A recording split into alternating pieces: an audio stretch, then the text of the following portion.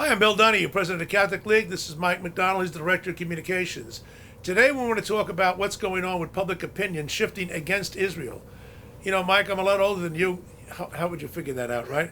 And I tell you, living in New York City, Jews were the untouchables. You have to be very careful to offend Jews. Today it's happening all the time with alacrity. And there's been a tremendous shift in public opinion against Israel and in favor of so-called Palestine. I say so-called Palestine. There is no Palestinian state per se, even though most of the world seems to recognize one, but no one knows exactly where it is. I think I know where it is. It's called Jordan. But that's a subject for another day. But what's been going on in public opinion that Gallup shows that for the first time, Americans are more sympathetic to the Palestinian cause, clearly, than they are to Israel. Who's driving this? Yeah, so, Bill, like you mentioned, for the longest time, Israel used to be pretty much untouchable in opinion polls. From about 2001 to 2018, double-digit lead, about 43% lead in the polls on who do you side with Israel or Palestine.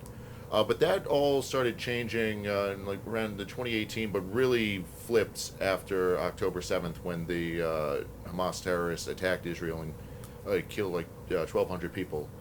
So that was bad, but that's when things really started to flip, and now it's completely underwater. Opinion for Gaza and Palestine is much higher than public opinion for Israel, and a lot of that is coming from the left, right? Ro Khanna just recently went over there on this big trip and makes a big deal about He's a Democrat from California. Democrat from California. He makes this big deal. I'm going over here to find the truth. This is my fact-finding mission, and a lot of the things he said are suspicious. It doesn't really seem to line up with the facts. He said he was detained. He was detained. No, they stopped him and wanted to see his identification. Yeah, can we see who you are before we let you into a war zone?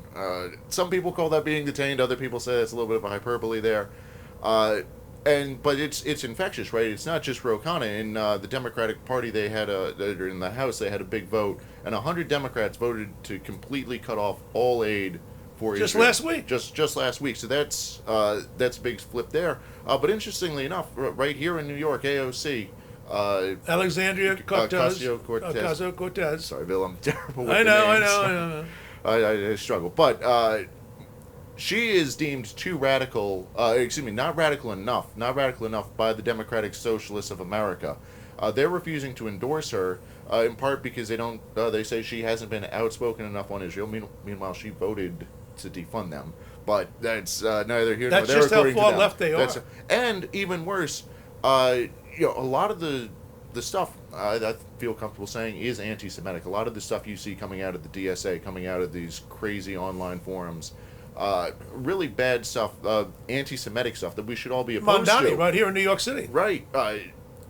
And AOC recently held an event calling out all this stuff, saying, this is bad. If you want to have an opinion on Israel, that's fine, but let's try and take the Jewish identity out of it. That was all the event was, and they said that was too soft. That really blew my mind because I've never seen anything like it in New York, where a woman like AOC is being condemned because she's condemning anti-Jewish bigotry.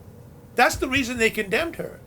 I mean, this is a new day. This is not just something business as usual when something like this happens. But what's really driving a lot of this stuff is that people say, well, we want a two-state solution. It does sound reasonable, right? The Palestinians have their state and Israel has their state. The problem is that in order to do that, you have to first acknowledge the right of Israel to exist.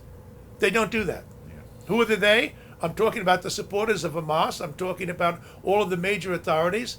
But there are at least two formal opportunities to create a two-state solution. It's not like this is a virgin idea. It's been tried and it's failed. Let's go back to 1948. Israel declares its independence. The whole world recognizes it. And the very next day, Israel is attacked by 5 armies of Hamas-type people. They wasn't Hamas at that point, but terrorists tried to destroy Israel.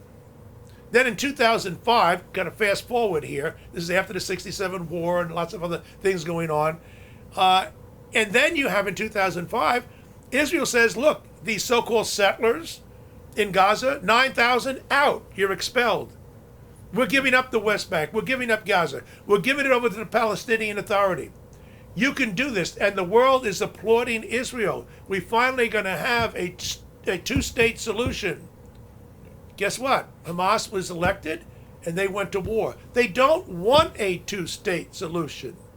All right? They want war, not peace. People have to get it through their heads. It sounds good and very appealing on paper, but in reality, if one side says, you don't even have the right to exist, and I'm not interested in peace, don't tell me about settlers and stuff like that.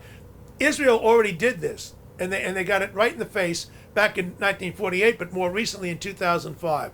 So you have to break some new ground if you're going to have a two-state solution. There's got to be some new ground broken, and it has to come from the other side. Absolutely. Thank you so much.